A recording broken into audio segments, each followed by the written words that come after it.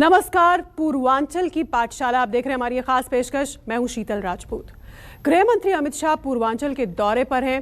पहले दिन उन्होंने काशी में बीजेपी के दिग्गज नेताओं के साथ चुनावी मंथन किया और रणनीति तैयार की। उत्तर प्रदेश में दोबारा सत्ता हासिल करने के लिए बीजेपी का पूरा फोकस पूर्वी यूपी यानी पूर्वांचल पर है। बाकी दल भी पूर्वी यूपी में ही 2022 का चुनावी भविष्य देख रहे हैं। ऐसे में पूर्वी यूपी का मिजाज समझने के लिए आइए देखते हैं पूर्वांचल की पाठशाला।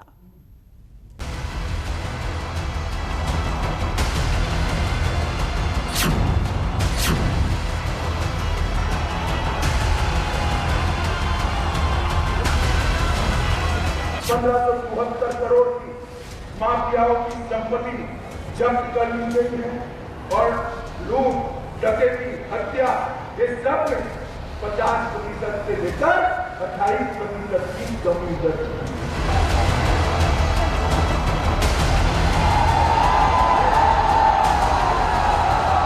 जिस परिवार के पास मैं जा रही थी वे कह रहे थे हमें मुआवजा नहीं चाहिए, हमें पैसा नहीं चाहिए किसी सरकार का, हमें न्याय चाहिए। जो पहले सरकार चला रहे थे उन्होंने गरीब के दर्द की परवाह नहीं की।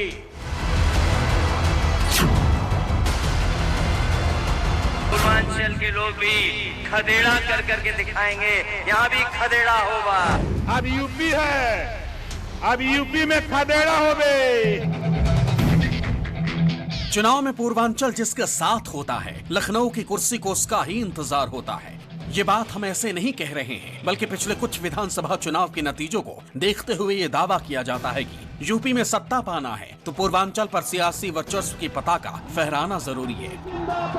इसी दावे को सिद्ध करने के लिए बीजेपी एक बार फिर पूर्वांचल पर अपनी पूरी ताकत झोंक चुकी है। बढ़ती सर्दी के बीच में पूर्वांचल का बढ़ता हुआ सियासी तापमान जानने के लिए गृह मंत्री अमित शाह बनारस पहुंचे।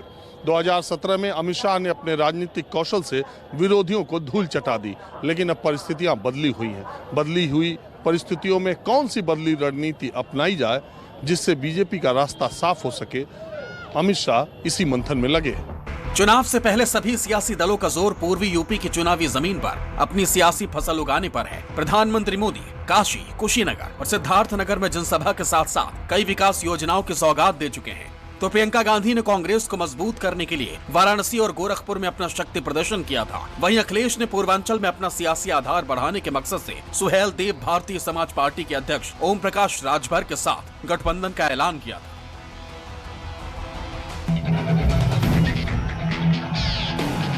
अब एक बार फिर गृह मंत्री और बीजेपी के चाणक्य अमित शाह पूर्वांचल की जमीन पर हैं। वाराणसी में चल रहे बीजेपी के मंथन सत्र की अमित शाह ने 600 से ज्यादा पदाधिकारियों को चुनावी मंत्र दिया।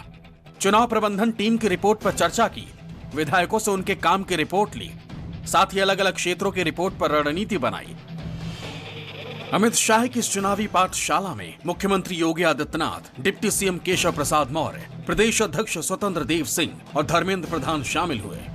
हम उत्तर प्रदेश में 2022 के चुनाव में रिपोर्ट कार्ड के आधार पर जाएंगे और जिस तरीके से पिछले 4.5 साल में डबल इंजन की सरकार योगी आदित्यनाथ जी की सरकार ने पूर्वांचल के विकास पर जोर दिया है, आज पूर्वांचल भी विकास के दौड़ में उसी तरह से शामिल है जैसे पश्चिम उत्तर प्रदेश शामिल है। तो निश्चित रूप से अपने रिपोर्ट कार्ड के आधार पर, अपने काम के आधार पर भारतीय जनता पार्टी को पूरा भरोसा है कि जनता का मत और आशीर्वाद भारतीय जनता पार्टी को मिलेगा। आप इस बात से अंदाजा लगा सकते हैं कि उत्तर प्रदेश में भारतीय जनता पार्टी को हार का डर किस कदर सताने लगा है कि उनके बड़े बड़े नेता, प्रधानमंत्री जी जैसे उनके मुख्यमंत्री तो खैर हैं ही यहाँ पे, गृह मंत्री जी और भारतीय जनता पार्टी के बड़े नेता लगातार उत्तर प्रदेश का चक्कर काट रहे हैं, क्योंकि उन्हें पता है कि इस बार उत्तर प्रदेश की जनता ने तय कर लिया है कि भारतीय जनता पार्टी को सत्ता से उखाड़ के फेंक देना है। इसीलिए वो परेशान है, उनके अंदर बौखलाहट है, हड़बड़ाहट है। चारों तरफ भारतीय जनता पार्टी के नेताओं का उड़न खटोला घूम रहा है। इतना ही नहीं, अमित शाह के एसपी अध्यक्ष अखिलेश यादव के गढ़ आजमगढ़ में भी कार्यक्रम है, जहां वो जनसभा को संबोधित करेंगे और इलाके के चुनावी नब्ज टटोलेंगे। आजमगढ़ में अमित शाह अखिलेश यादव को घेरने की रणनीति बनाएंगे, योगी के 4.5 साल के विकास का काम गिनाएंगे। सांस्कृतिक राष्ट्रवाद के संकल्प को पूरा करने की बात करेंगे। लेकिन अमित शाह के आजमगढ़ दौरे से पहले सियासत हो गई। समाजवादी पार्टी के अध्यक्ष अखिलेश यादव ने कहा कि हार देखकर बीजेपी के शीर्ष नेताओं में खलबली मच गई है, इसलिए हर कोई हर हफ्ते कोई न कोई दौरा चला आ रहा है। जितना हार का डर बढ़ेगा उतने ही बीजेपी नेताओं के दौरे बढ़ेंगे। हमने वादा किया था कि शासन कोई एक जाति के लिए नहीं होगा, सबके लिए होगा। ये शासन एक परिवार के लिए नहीं होगा, सबके लिए होगा। ये शासन चंद बिल्डरों और धनिकों के लिए नहीं होगा, ये शासन सबसे गरीब व्यक्ति के लिए होगा। और आज मैं कह सकता हूं 4 साल के बाद कि हम इस दिशा में काफी आगे बढ़े हैं। महंगाई बढ़ गई, महंगाई कहां पहुंच गई महंगाई, कि नहीं याद है कि हवाई चप्पल वाले हवाई जहाज में चलेंगे और इन्होंने पेट्रोल इतना महंगा कर दिया है कि अगर मोटरसाइकिल चलाना चाहोगे तो मोटरसाइकिल भी नहीं चल पाएगी। ऐसा नहीं है कि बीजेपी पूर्वांचल पर सिर्फ सियासी जोर लगा रही है, बल्कि तमाम तरह के विकास योजनाओं से भी पार्टी यहां के वोटर्स का मन जीतने की कोशिश में है। काशी में कई विकास योजनाएं चल रही हैं। कुशीनगर को एयरपोर्ट का तोहफा दिया, 9 मेडिकल कॉलेज का उद्घाटन किया, रफ्तार के लिए पूर्वांचल एक्सप्रेस वे। लखनऊ की कुर्सी पर बैठने से पहले पूर्वांचल का तिलिस्म तोड़ना जरूरी होता है। जो भी राजनीतिक दल पूर्वांचल की रहस्यमयी डगर को समझ लेता है, उसके लिए लखनऊ का रास्ता सरल हो जाता है। शायद यही वजह है कि चुनाव से पहले सभी राजनीतिक दल खासतौर पर बुद्धा लैंड पर अपनी पूरी ताकत झोंक रहे हैं। बीजेपी के अलावा बाकी दल भी पूर्वांचल के रास्ते लखनऊ का रास्ता खोजने की कोशिश में है। अखिलेश यादव पूर्वांचल समाजवादी विजय यात्रा निकालने वाले हैं, तो प्रियंका गांधी काशी गोरखपुर में बड़ी जनसभा कर चुकी है। बीएसपी ने अयोध्या से प्रबुद्ध सम्मेलन की शुरुआत की थी। उत्तर प्रदेश में पूर्वांचल का अपना एक महत्व है और जो पिछड़ापन था पूर्वांचल का, उस पर ध्यान भारतीय जनता पार्टी की सरकार ने दिया है।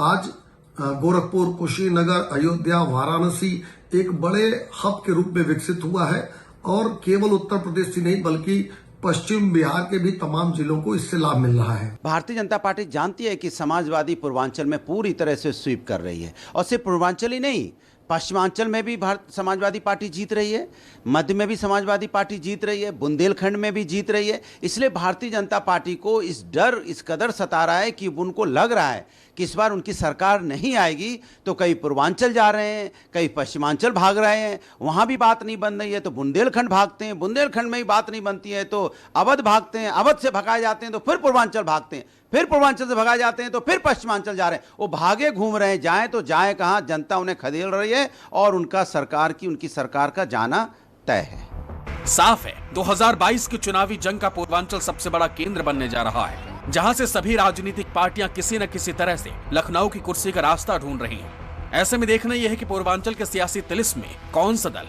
कामयाब हो पाता है। Bureau report, news 24। हर 5 साल में पूर्वांचल का चुनावी मिजाज बदल जाता है। 2007 में यहां बीएसपी मजबूत थी, 2012 में समाजवादी पार्टी को ज्यादा सीट मिले, 2017 में बीजेपी ने बाजी मारी और अब बारी 2022 की है। ऐसे में सवाल यह कि इस बार पूर्वांचल का मूड क्या है, कौन मारेगा बाजी?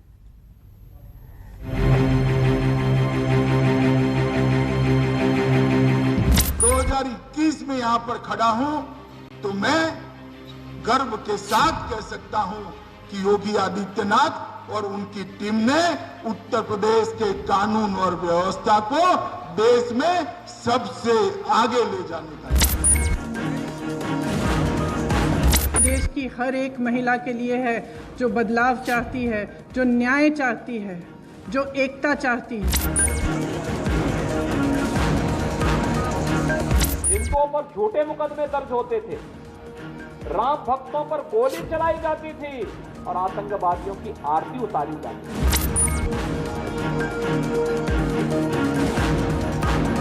जनता के बीच में विजय रथ के माध्यम से जा रहे हैं, जिससे उत्तर प्रदेश से भारतीय जनता पार्टी का सफाया हो।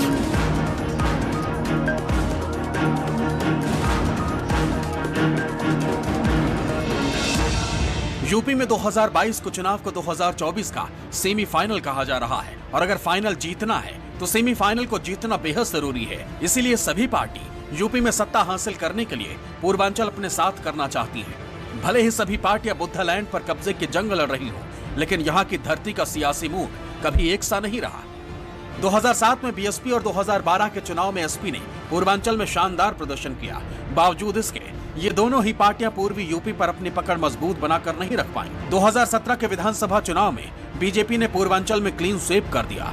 ऐसे में अब बारी 2022 की है और बीजेपी 2017 का प्रदर्शन जारी रखना चाहती है, तो बाकी दल भी पूर्वी यूपी पर अपनी पकड़ मजबूत करने में जुटे हैं।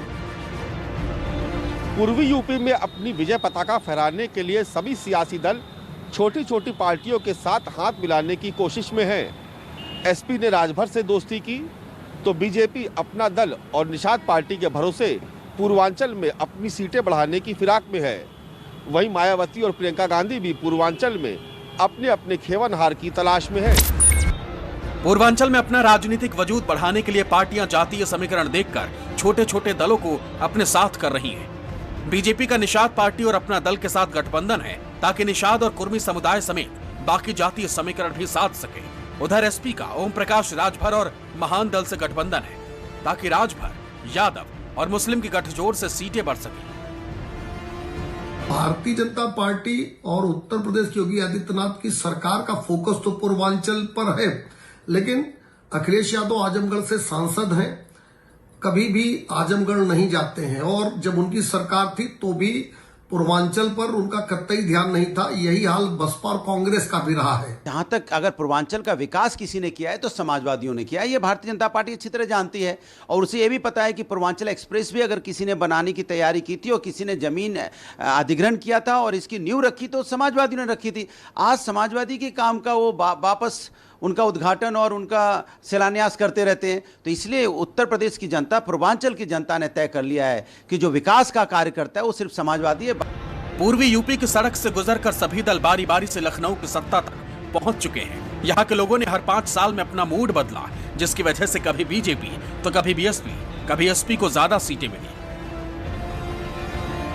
बात करें 2017 के विधानसभा चुनाव की, तो तब बीजेपी ने पूर्वांचल की 160 सीटों में से 115 सीटों पर भगवा झंडा फहराया था, जबकि समाजवादी पार्टी को 17 और बीएसपी को 14 सीट मिली थी। कांग्रेस को सिर्फ 2 सीट से संतोष करना पड़ा, जबकि अन्य के खाते में 16 सीटें गई थी। 2012 के विधानसभा चुनाव पूर्वांचल में अखिलेश यादव की साइकिल ने रफ्तार पकड़ी थी। उस वक्त समाजवादी पार्टी ने 102 सीटें जीतकर शानदार प्रदर्शन किया था।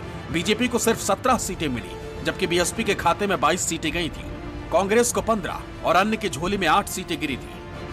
साफ है, पूर्वांचल की सियासी ताकत और हर चुनाव में बदलते सियासी समीकरण को देखते हुए सभी दल अपनी रणनीति में बदलाव कर रहे हैं ताकि 2022 की चुनावी जंग को आसानी से फतह किया जा सके। Bureau report, news 24।